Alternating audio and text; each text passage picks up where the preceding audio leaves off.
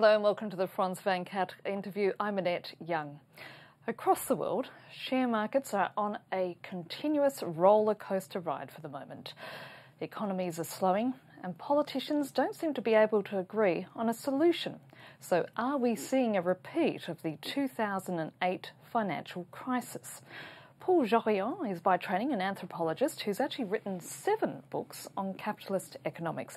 His interest in behavioural theory has led him to researching the stock market and its behaviour. He's also one of the few and first people to predict what was going to happen in the subprime market back in 2007. Paul Jorion joins me here in the studio today. Thank you so much for being with me. Welcome. So, are we indeed seeing a repeat of what happened in 2008? Actually, it's in terms of how serious it is, it's probably, yes, just as serious as it was in 2008. But it's more of a follow-up. I mean, it's part of the same thing. It's not like we had solved anything and that we have a new crisis, which would be like in a cyclical kind of understanding of things. Because it's not the case. The underlying fiscal problems were never resolved. Exactly. I mean, we didn't actually tackle the problems that were there in 2008. There were a lot of declarations saying that yes, we're dealing with that. Yes, we're going to have a wonderful upheaval of the whole financial system. That we will have something entirely different, and that never happened. Even in the United States, where they produce these big the Dodd-Frank law, which is so thick, you can't imagine how thick it is. But it didn't solve any of the issues. To some extent, even I would say that the banking sector managed to optimize a number of things. They managed through lobbying really to make it even easier as far as they're concerned. That's not what we wanted. That's not what we wanted. We wanted that to be fixed to a large extent. So are there any differences at all? I mean, as you say, the fundamental problems are the same, but is there any extra twist to what we're experiencing now compared to what we saw back then? The extra twist, as we know, is that states, countries, got into that habit of living on credit like we all did, and we all helped in doing that. I mean, there was a very nice helping financial industry which helped us to live on credit, to say, well, your wage is not that important. I mean, you can get that money anyway. You'll pay later. And states did the same. And it came with a vengeance later on. And when these nations helped their banking sector out of the debts it had fallen into that abyss, that was very costly too, not simply in terms of the amounts of money that were needed, but also in the guarantees that had to be offered into the whole mobilization, also the loss due to a recession in terms of income for the countries. And so we were living, I would say, dangerously, but it was not that dangerous until there was a big accident, and the big accident showed how difficult the surrounding had become. And the surrounding, it was essentially a whole system, nations, businesses, households living on credit. So you're talking here about a sort of a whole mindset as such, which is a problem that besets rich Western nations, the idea of living on credit. So it's not just fixing the fundamentals, it's also about changing the way in which we, those of us who live in the West, think and operate, isn't it?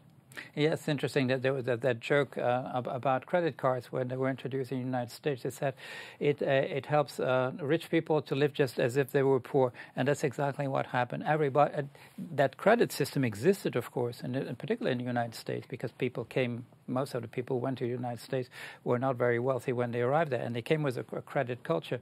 And we got into a system where everybody was living.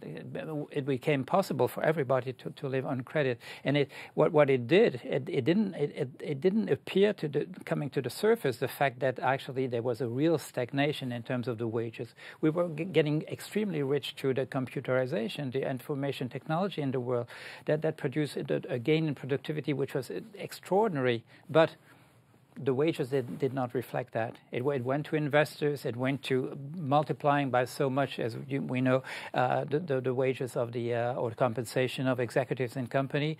And but the normal, the ordinary person lived more and more on credit, and that makes the whole system much more fragile. So let's talk about the solutions that one should be looking at. I mean, the government's response across the world has been to impose a host of austerity measures. Is that the only way to go? Well, I mean, that's the worst way to go, obviously, because if you want to raise wages, austerity is the wrong way to go. But if you want to deal with the debt in which nations have gone, you have to deal with that at the same time. So the issue is that we got into that terrible quandary, which is that we have to do two things which are totally contradictory. We have to help people getting more money in order to make the economy work and themselves, and we have at the same time to reduce that from the nations at the government level. And this is impossible, of course. You cannot do that, and that's what we're seeing right now. So we have to tackle with these essential issues, which are the distribution of wealth in countries, the complexity. I worked in finance, you refer to that, and I was working in the subprime industry, which makes it, reduces my merit for seeing the whole thing coming. But we were dealing with financial instruments, the complexity of which we didn't understand anymore. We didn't understand how these things work. We have to reduce that complexity. We have a system that we can't control anymore. And worse than that, we ask the computers to trade for us on stock exchanges, which makes it even more difficult. We don't understand what they're doing, and they don't fear they have no fear for what they're doing. It's extremely dangerous. And there's an additional element which says that we are within a total global crisis. We have a superposition of different crises. We've exploited the planet up to the limits where we can do that. So we're facing a perfect storm scenario. It's a perfect storm. There's a superposition of 4 or 5 different crises which have all come together. It happens sometimes in the ocean. You have waves also they get into superimposition. Suddenly you have a wave which is like 35 feet high or something. That's what we're in right now. And what are those? Just running through the list, as you said, you've got the planet is at its absolute limit. What are other issues are coming into play that is causing? Well, another thing which is, we see now, and that's very much in the news, like today in the past few days, is the fact that at the end of the 19th century, we had a system which was producing so much growth. We were colonizing the whole planet. Every country in Europe, in the United States, was in industrial revolution.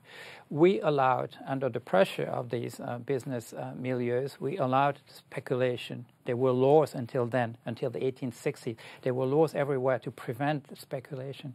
We allowed it. We allowed that, in addition of all that, the speculation took such proportion that when you look at a period like, let's say, 2006, just before the crisis started, about half of the financial operations of the trading, half of them were just pure speculation, bets, wagers on whether a price will come up or down. This is nice at the end, when the world is really expanding, like at the end of the 19th century, you can do that. The system can tolerate it. But when the system is in such disrepair as it is now, if you still tolerate it, it's impossible. We see it about commodities. We see it about grain. As soon as something happens in a country, we see that the price of grain goes up because there are some people who just put their money there in speculating about the price going up. Now, one of the problems that's come out of this whole current crisis is a perceived, correct or incorrect maybe, a lack of leadership on both sides of the Atlantic. Of course, we saw in America the fiscal brinkmanship that eventually did lead to the lifting of the debt ceiling. And here in Europe, there's been a lot of accusations directed towards European leaders for being irresponsibly slow in responding to this. Yeah. What needs to be done in terms of leadership, given that you're talking about changing a mindset? Surely they have to act as role models, don't they, as such? Well, I'll just give you one example, which is when President Obama was elected.